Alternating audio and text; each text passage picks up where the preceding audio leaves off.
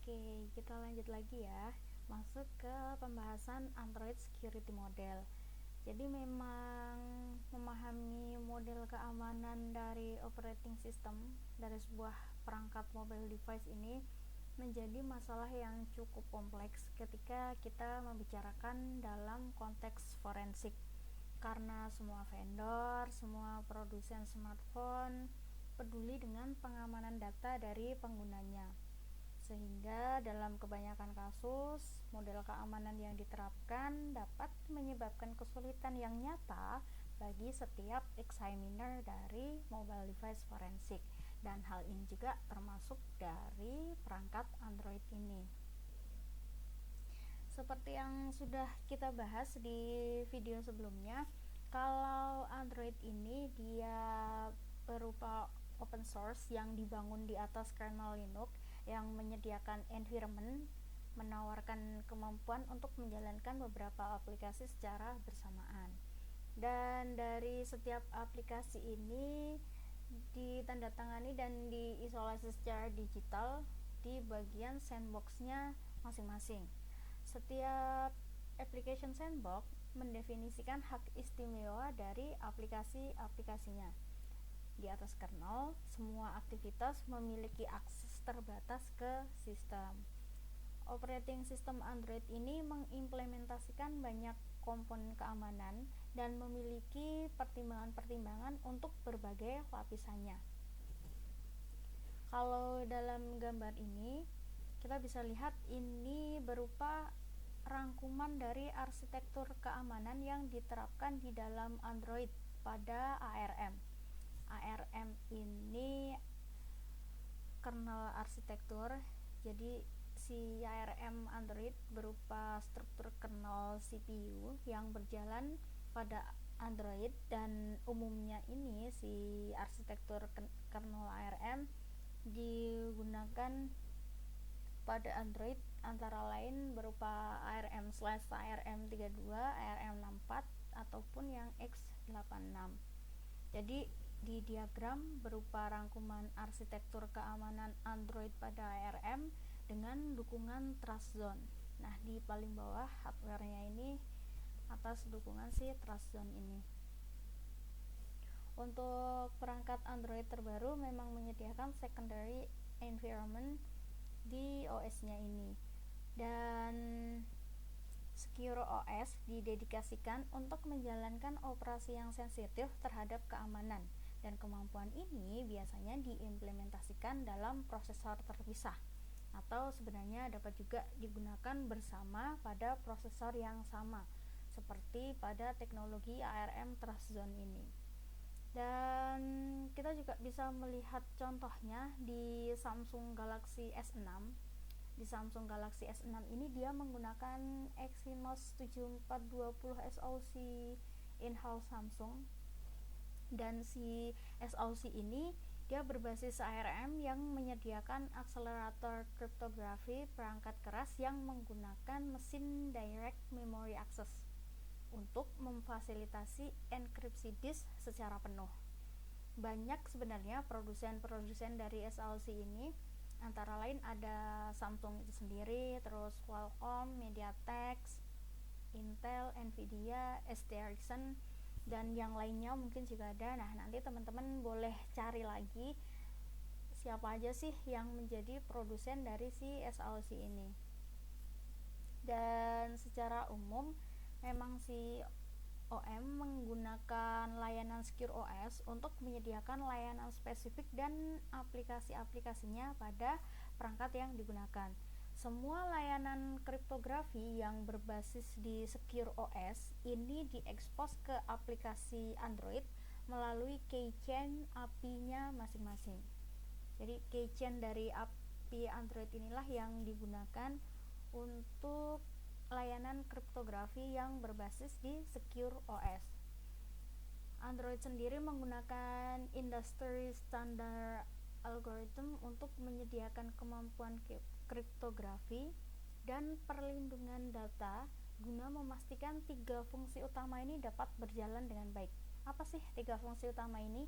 Antara lain enkripsi perangkat, keamanan aplikasi, dan juga network connectivity and encryption.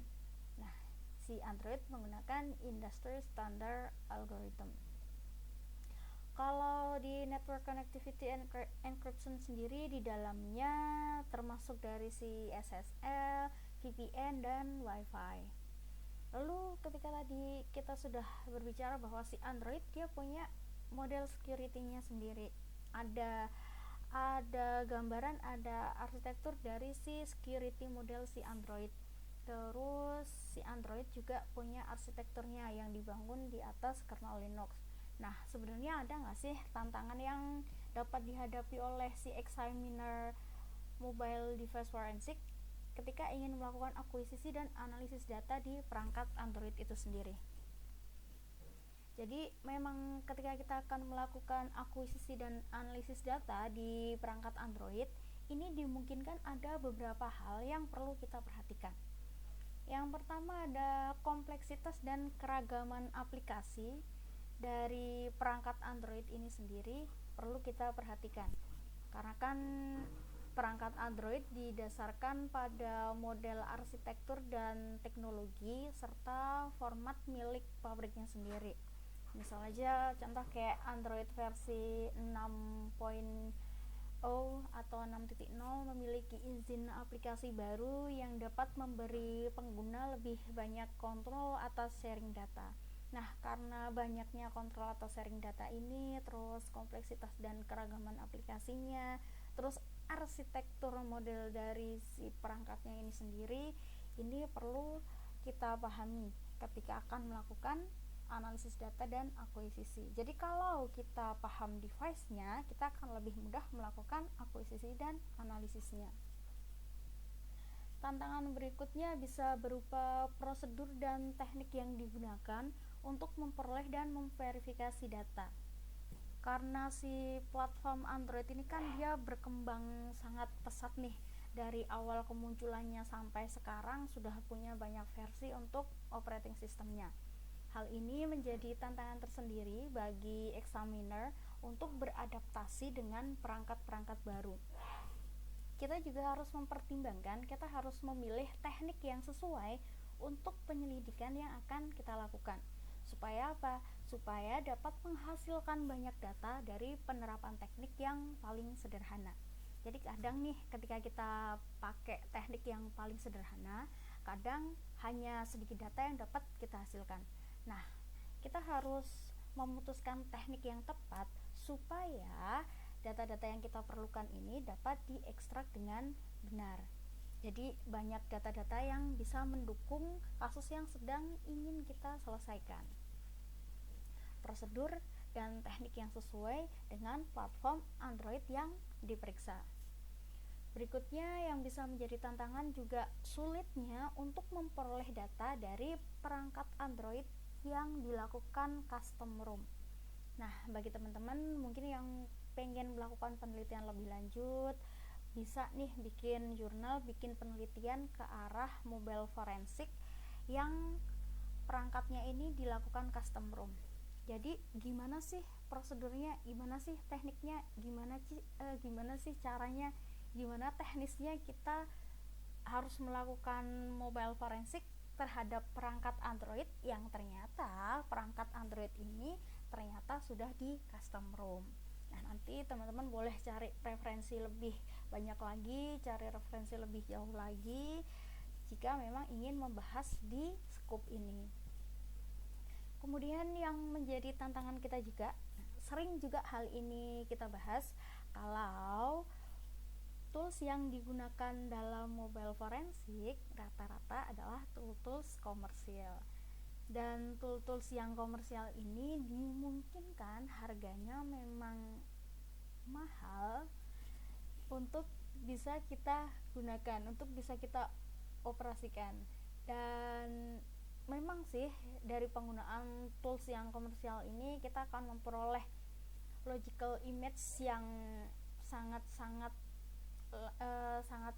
dimungkinkan untuk lebih cepat kita mengekstraksi data dan menyelesaikan kasus yang sedang kita tangani. Cuman itu tadi, ketika kita menggunakan tools komersial, kita membutuhkan biaya yang cukup mahal. Selain itu, tantangan yang perlu kita perhatikan juga, data yang diperoleh dari perangkat Android yang menggunakan logical analysis ini dimungkinkan kapasitas dari perolehan datanya dapat berbeda ketika diperoleh di laboratorium yang dia menggunakan teknik physical analysis. Jadi bukan dari isi datanya, tapi lebih ke kualitas dari data itu sendiri. Terus selain itu, pemeriksa forensik juga perlu mendapatkan analisis data yang lebih rinci dari ponsel. Jadi kalau melakukan physical analysis, memang semua data dalam penyimpanan ponsel dapat diperoleh, termasuk kontak yang dihapus maupun pesan yang dihapus. Tapi kita membutuhkan waktu dan tenaga, bahkan membutuhkan pelatihan khusus untuk bisa menginterpretasikan data-data yang dapat kita ekstraksi tadi. Jadi karena data kan tidak hanya data yang mudah dibaca, tapi ada data yang kita harus perlu upaya lebih untuk menginterpretasikannya. Nah, inilah juga bisa menjadi tantangan tersendiri bagi kita ketika melakukan mobile device forensik. Nah, banyak hal yang harus dipertimbangkan ketika kita akan melakukan akuisisi maupun analisis data dalam satu kesatuan proses forensik mobile device. Nah, nanti teman-teman bisa membaca referensi-referensi lain yang membahas lebih kompleks lagi, yang membahas tantangan-tantangan lebih banyak lagi. Jadi bisa jadi selain yang kita bahas ini ada tantangan-tantangan lain yang keterkaitan dengan mobile device forensik. Nah, teman-teman bisa melakukan review dari challenge-challenge ini, atau teman-teman juga bisa ranah ke melakukan penelitian di tema yang lebih spesifik, jadi teknik-teknik yang digunakan untuk melakukan mobile device forensik. Kita ketemu lagi di pembahasan berikutnya. Terima kasih.